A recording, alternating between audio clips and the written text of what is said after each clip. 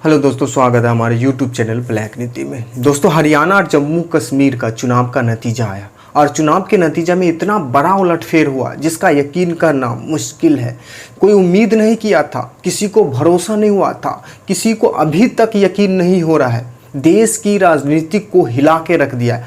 दोस्तों, 7 तारीख को हमने शाम में एक वीडियो डाला था और उस वीडियो में मैंने कहा था कि आज की रात हरियाणा के लिए, कांग्रेस के लिए कयामत की रात है। आज की रात एग्जिट पोल में ही उलटफेर होने वाला है और हो सकता है, और वो रात कांग्रेस और हरियाणा के लिए कयामत की रात साबित हुआ। दोस्तों आज की रात कयामत की रात है हरियाणा के लिए, जम्मू कश्मीर के लिए, वहाँ की जनता के लिए। अगले 5 साल हरियाणा और जम्मू कश्मीर की जनता की भविष्य क्या होगा, वो आज की रात ही फैसला होने वाला। दोस्तों, जम्मू कश्मीर हरियाणा के लिए कयामत की रात है। बीजेपी कांग्रेस के लिए कयामत की रात है दोस्तों, क्योंकि दोस्तों हमारे देश में ईवीएम से इलेक्शन होता है और ईवीएम भारत में कितना सुरक्षित है इसे शायद बताने की ज़रूरत ना पड़े। एक घड़ी के लिए अगर जम्मू कश्मीर में बीजेपी जीत जाती, उनकी सरकार बन जाती, तो ये संभव था, ये समझने वाली बात थी। कश्मीर घाटी में 20 सीट जीत जाती, फिर भी लोग यकीन कर लेते, लोगों को विश्वास हो जाते, चलो भाई 370 कश्मीर से हटाया तो बीजेपी जीत गई है, उसका इफेक्ट है। लेकिन इस बार हरियाणा में बीजेपी की सरकार बन जाए ये संभव नहीं था दोस्तों, ये असंभव वाली बात थी। लेकिन इस बार जो हरियाणा का नतीजा आया है ना, वो भारत की राजनीति को हिला के रख दिया है दोस्तों। चुनाव प्रचार खत्म होने से 2 दिन पहले बीजेपी वाला हरियाणा में हथियार डाल देते हैं, हरियाणा छोड़ के भाग जाते हैं। नरेंद्र मोदी झारखंड में जाके रैली करते हैं, अमित शाह जी मुंबई में जाके रैली करते हैं। जबकि अगर नरेंद्र मोदी के चुनाव प्रचार रिकॉर्ड्स उठा के देखिएगा तो जिस राज्य में चुनाव रहता है उस राज्य के आखिरी दिन तक, आखिरी घंटे तक वो चुनाव प्रचार करते हैं, वो मेहनत करते हैं। लेकिन इस बार हरियाणा में बीजेपी ऐसा कुछ नहीं किया। क्या बीजेपी सब कुछ सेट करके रखा था? क्या बीजेपी इलेक्शन को फिक्स करके रखा था? दोस्तों, क्या ईवीएम सेट था? Election commission of India set था?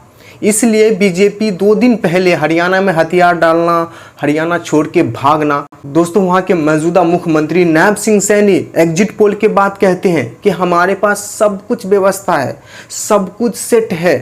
हरियाणा के चुनाव के नतीजा उसी तरह का होगा जिस तरह से उत्तराखंड का हुआ था दोस्तों, ये शब्द वहां के मौजूदा मुख्यमंत्री का है। चुनाव से पहले, चुनाव के बाद जो भी रिपोर्ट्स आया, जो भी सर्वे आया, जो भी प्री पोल आया, एग्जिट पोल आया, उसमें बीजेपी का सुपरा साफ हो गया था, सुपरा साफ हो रहा था, बीजेपी कहीं नजर नहीं आ रही थी।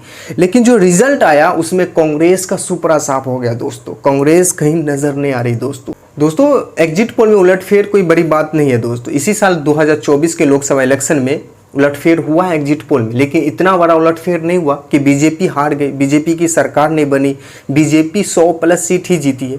इतना बड़ा उलटफेर तो नहीं हुआ। हरियाणा में इस बार बीजेपी 20 से 25 मुश्किल से जीत रही थी। अगर उलटफेर होता तो 35 जीत जाए, 40 जीता, ज्यादा से ज्यादा, यहाँ तक उलटफेर संभव था। लेकिन बहुमत के आंकड़ा से पार और काफी बड़ी संख्या में सीट जीतना, इतना बड़ा उलटफेर संभव नहीं था दोस्तों, हरियाणा में जो स्थिति है और इस स्थिति में बीजेपी की सरकार बन जाए हरियाणा में, ये संभव वाली बात नहीं थी दोस्तों, असंभव वाली बात थी दोस्तों। ये कहिए कि कल कयामत आएगी, इस पे आप यकीन कर सकते हैं, कल कयामत आएगी इस पे आप यकीन कर लीजिए। लेकिन बीजेपी की सरकार अभी हरियाणा में बन जाए, इस पे आप यकीन नहीं कर सकते, ये संभव नहीं, असंभव वाली बात है दोस्तों। पिछले 10 साल से बीजेपी की हरियाणा में सरकार है दोस्तों, और पिछले 10 साल से हरियाणा में 5-6 इतना बड़ा मुद्दा है, वो पूरा मुद्दा हरियाणा को झकझोर के रख दिया, हरियाणा को हिला के रख दिया दोस्तों, वहाँ के अर्थव्यवस्था को हिला के रख दिया दोस्तों। किसान का मुद्दा एक बड़ा मुद्दा था, चाहे वो 3 कृषि कानून को लेके हो या फिर एमएसपी को लेके हो, कितना घमासान मचा था और बीजेपी सरकार किसान के ऊपर अत्याचार किया था दोस्तों, आपको याद रखना चाहिए दोस्तों। पहलवानों का मुद्दा दोस्तों कितना बड़ा मुद्दा है दोस्तों, और हरियाणा के हर एक घर के आदमी कुश्ती से जुड़ा हुआ है, पहलवान से जुड़ा हुआ, उनका इमोशनल अटैचमेंट है। इतना बड़ा घमासान होने के बावजूद भी रिजल्ट इस तरह का आना संभव नहीं था दोस्तों। अग्निवीर का योजना दोस्तों, हरियाणा में बेरोजगारी सबसे ज़्यादा है, बेरोजगारी चरम पर है, हर एक युवा हरियाणा के बेरोजगार है। इसलिए दोस्तों ये सब मुद्दा इतना बड़ा मुद्दा था जो हरियाणा को हिला के रख दिया। और इस स्थिति में बीजेपी की हरियाणा में सरकार बन जाए संभव नहीं था दोस्तों, असंभव था। इतनी बड़ी जीत जब मोदी लहर 2014 में था उसमें भी नहीं हुआ था, जबकि उसमें नरेंद्र मोदी पूरा अपना ताकत झोंक दिया था हरियाणा में। उसके बावजूद भी हरियाणा में 47 सीट ही जीती थी, पूरे ताकत झोंकने के बाद, पूरा मेहनत करने के बाद 2014 में बीजेपी की सरकार बनी थी। फिर 2019 में बीजेपी खूब मेहनत किया और मेहनत किया अपनी सरकार बचाने के लिए, पूरा जितना ताकत था, पैसा था, सब झोंक दिया। उसके बावजूद भी बीजेपी हरियाणा में 40 सीट जीतती है।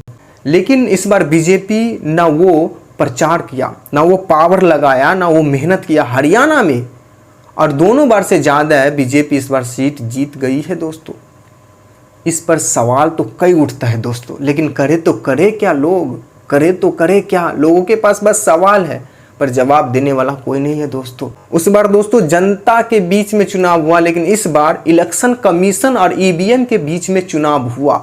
आज election commission of India EVM पर सवाल खड़ा होता है दोस्तों। हरियाणा के रिजल्ट के बाद देश में तहलका मच गया है।